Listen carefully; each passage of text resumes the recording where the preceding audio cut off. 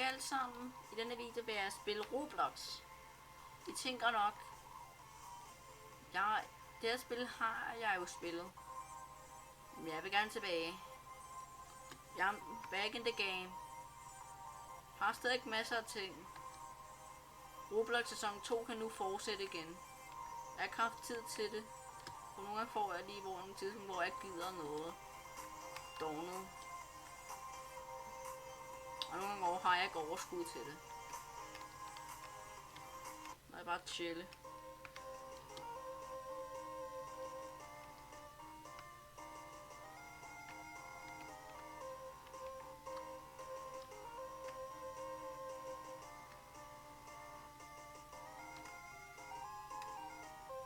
Det gode ved det er, at nu er man kan sige corona.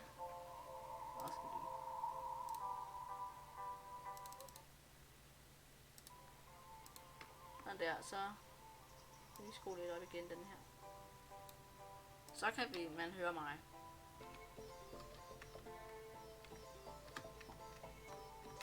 Men ja, corona og vaccinerne og det hele, det står jo, skal jo være klar til alle, sådan, så vi kan komme lidt mere normalt. Bare ikke til børn endnu. Jeg glæder mig til, når vi kan komme lidt tilbage i det helt normale. Hvor jeg siger jer, så kommer der videoer. Så får jeg overskud til det. Og så har jeg også hygget mig i det. I min fritid. Så tager jeg min tid og gør hvad jeg kan i min fritid. Så tænker jeg, at jeg vil bruge min lørdag på at filme en lille video. Jeg filmede en ordentlig gaming video.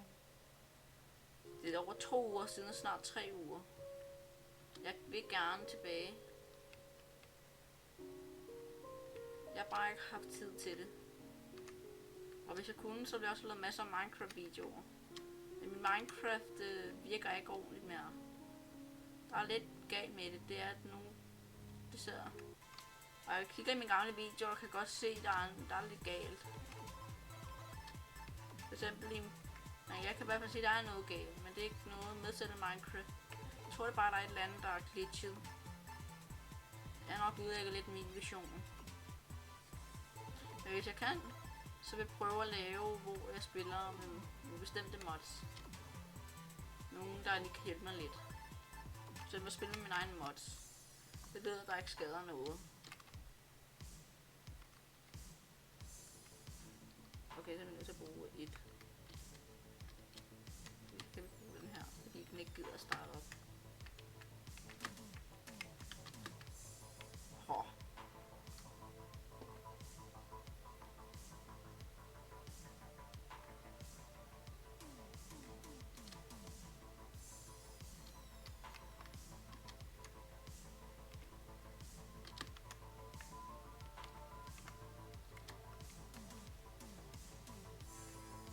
Og jeg bruger det der program, fordi den, som jeg brugte tilbage i tiden, virker ikke helt, som det skal. Jeg vil gerne prøve at ændre, hvordan jeg recorder videoer. Så min video er nok være lidt anderledes.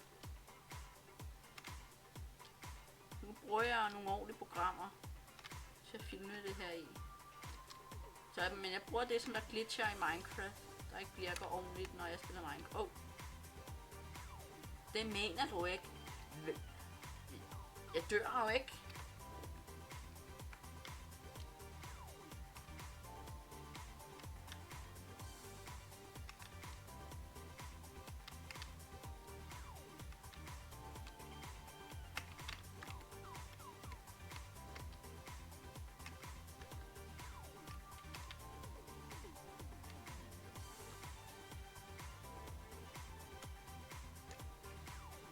Hvorfor er det, at jeg har det så svært?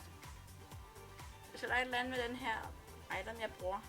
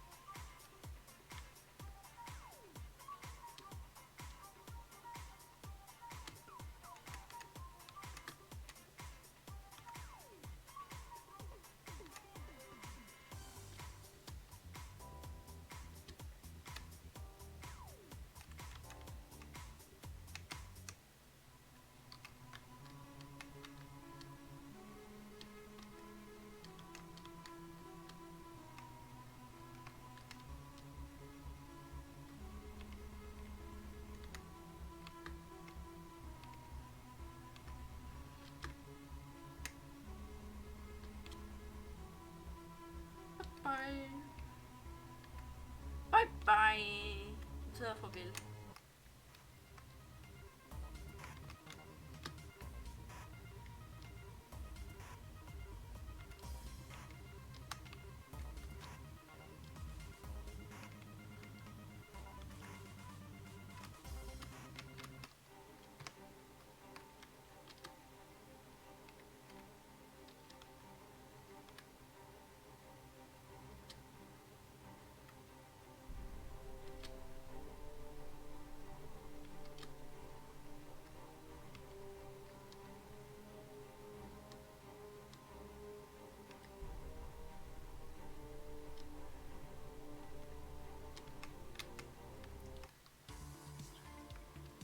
Nå.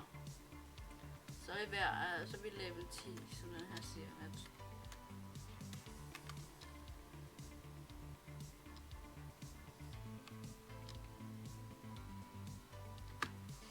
Jeg er vant til, at systemerne i det her spil, det er meget broken. Og godt at den bare siger det deroppe. Men jeg leder efter den der i rækken ned der. Listen. Den er aldrig udlægget. Den er aldrig blevet fjernet, og jeg elsker, at den ikke er blevet fjernet. Jeg havde bare Roblox nyere design. Jeg er blevet lidt irriteret over det. Jeg synes Roblox før så pænere ud. Firkantet. Men sådan rundt og så lige pludselig så ændrer de jo det hele. Men jeg kan godt lide det nye system med, at børn ikke bare kan tage. Og bare sådan, at der kommer en advar, en der siger, kommer noget op, sådan så at de ikke bare trykker ja.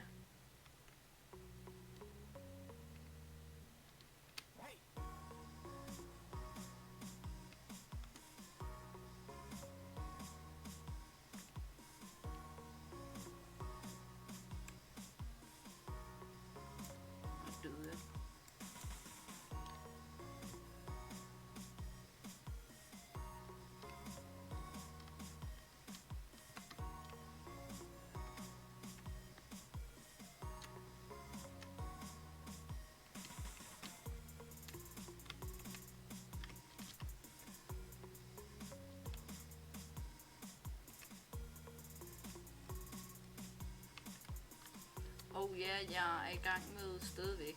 En ting jeg nok skal sige. Jeg arbejder stadig på nogle af de mods, der er stadig i gang. Jeg er ikke givet op helt. Og min hjemmeside siger lige nu. Hej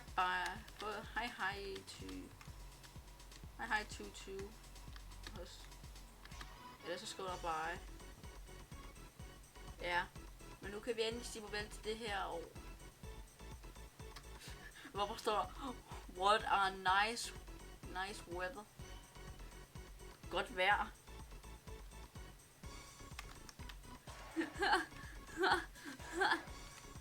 Jeg tror han er i en verden, hvor der ikke er, hvor der er mørkt et eller andet. Der er nogen der er sjove. Det var alle sammen børn. Og så er der også nogen.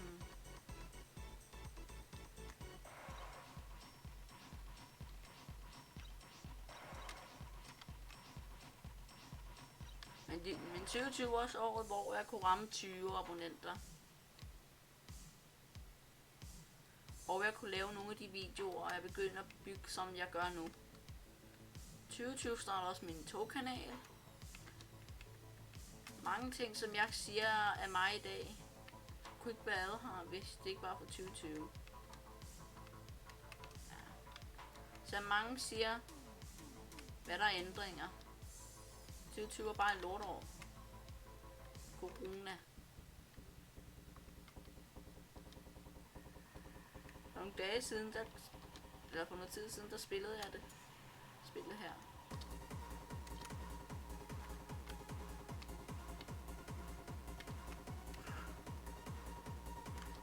Sikkert jeg kan komme. Jeg har lært nogle tricks. Jeg har spillet det her spil så mange gange. Jeg tror det er det spil, der ikke er lavet af mig, der jeg bedst kan lide.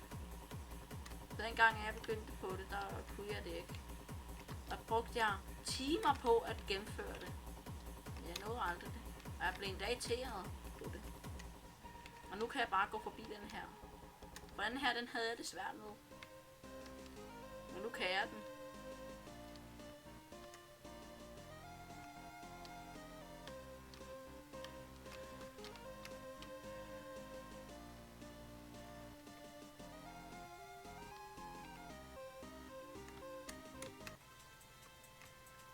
Og den her bane minder mig om chokoladekage med glasur på. Ej, jeg mener det. Med udråbstegn. Hashtag, den her verden ligner en chokoladekage med hvid glasur.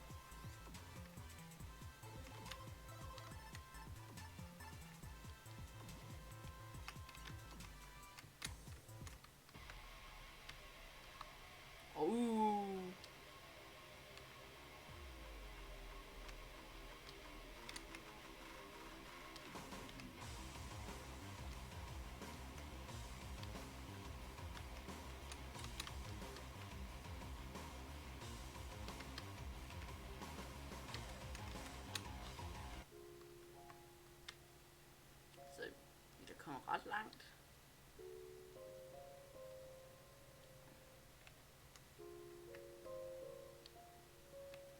Jeg kan ikke engang.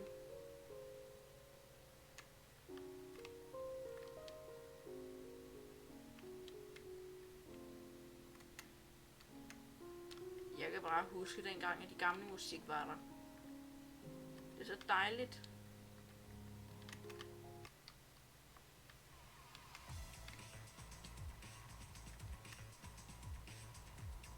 Op på den der ordentligt. Fordi så kan jeg et eller andet, så kan jeg noget. Vi skal bare komme op, så de gør det ordentligt.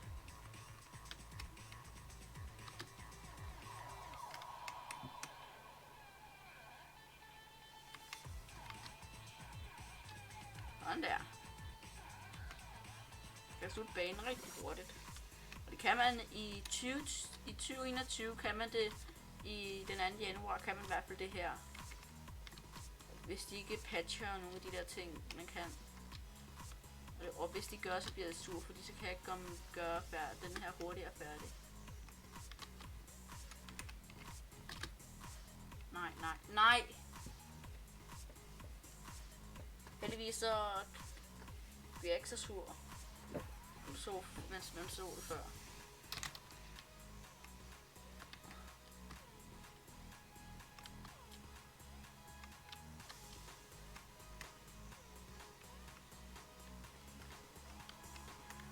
Nej, det kan man ikke. Åbenbart kan man ikke det. Jeg troede det lige.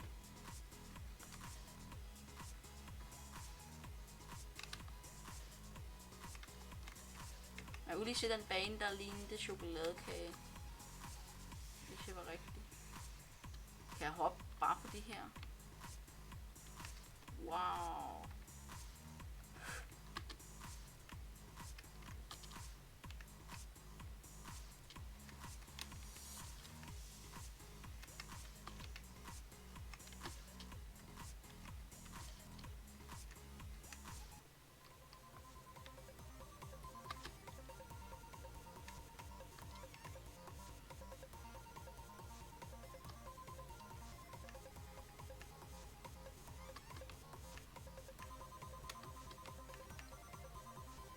Jeg kan også bare hoppe over bakkerne.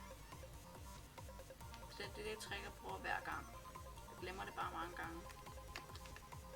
Jeg glemmer det bare. Det er første gang i lang tid, jeg har glemt det. Så kan jeg gennemføre den rigtig hurtigt. Og min trick. Prøve. What? Det kan man? Hvordan? Hvorfor er det postbål?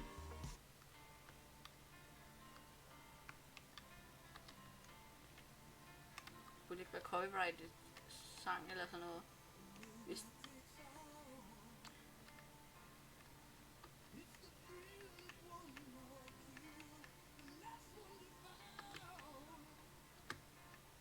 jeg er sådan betalt for det.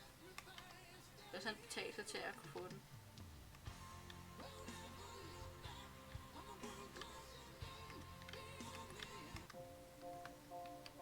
Hvis jeg opdager, at der er et eller andet, som jeg ikke gider at have i min kanal, så fjerner jeg det.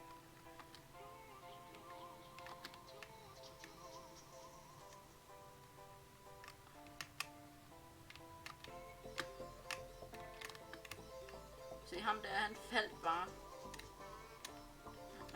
Nej.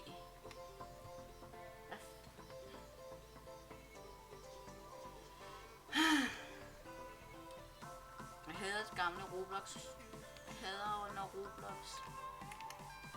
Det gør tingene. Der er nogle af de der obbies, som der grund af det nye system er blevet så svære, men ikke kan gennemføre dem. Det har jeg set. Nogle af de ældste maps, de er svære og svære at spille. Hvor for flere år siden, da jeg begyndte at spille en,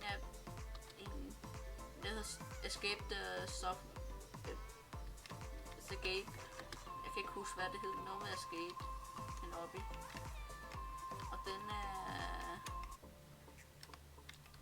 Og den er blevet lidt sværere. Men på grund af, at det system, de har, og hvad de har gjort. Og så også på grund af dem, der ejer ownersne af tingene, de ændrer dem hele tiden. De vil have, at alt skal ændres. Mine verdener er nødt til selv at finde musik til i dag. Jeg gerne vil have det.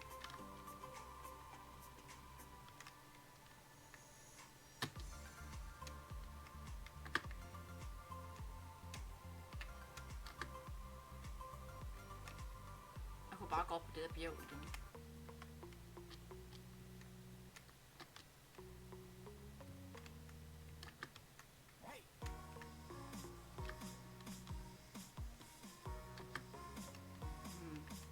Det er faktisk dejligt at sidde her. Bare spille.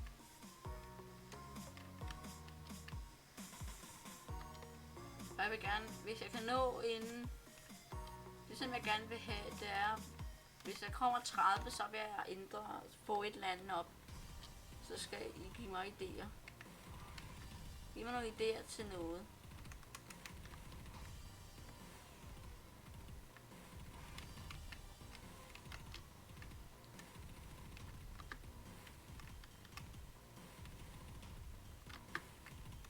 Nej. Det mener du ikke. På et tidspunkt kunne komme mig og Sofie rigtig langt. Men jeg var den eneste, der klarede denne her. Jeg tror, hun spillede på sin iPad. Jeg spillede på min PC. Faktisk denne her præcis PC. Meget af det, jeg har gjort på min kanal, det var gjort på min PC. Den her PC. Den her PC. Min kanal har aldrig været igennem min gamle, min ældre. Jeg har aldrig skiftet. Det eneste, det er for noget tid siden, så fik jeg mere plads på den. En terabyte SSD. Og jeg har endda den stadigvæk den gamle. Der var 115. Fordi de troede ikke, at jeg ville blive komme så langt. Og lave så meget og bruge for så mange gigabytes. Og jeg ved også for meget, at der er plads, der er brug for. Hvorfor er det så svært for mig? Det er også godt, at jeg ikke bliver sur, fordi jeg ved godt, at jeg kan. Og på grund af, at jeg taler, så jeg prøver lige at være stille.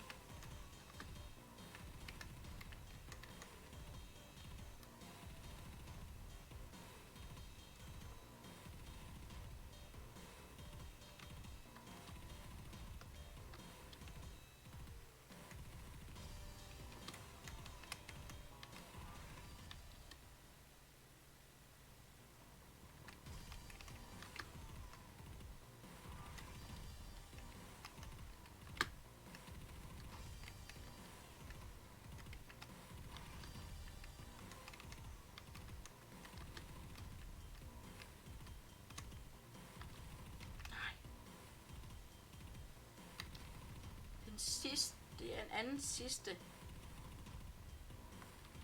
Jeg ved, du kan.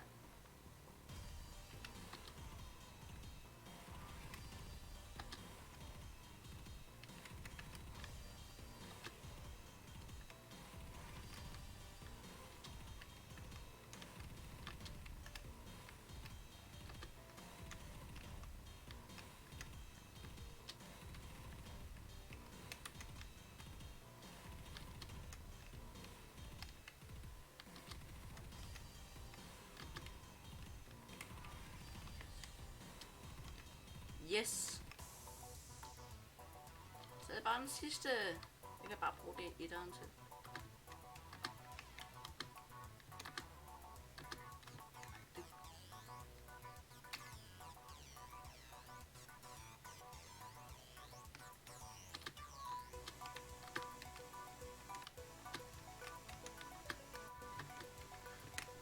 Nej.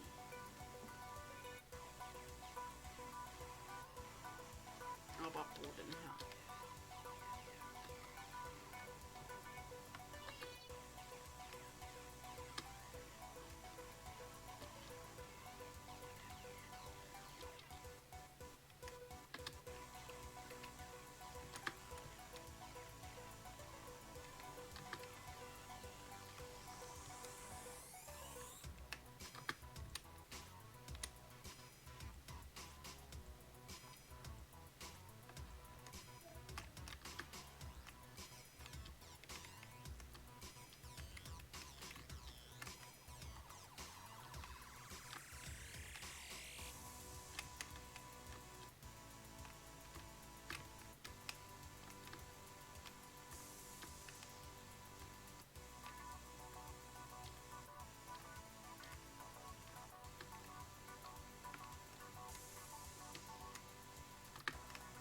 Færdig.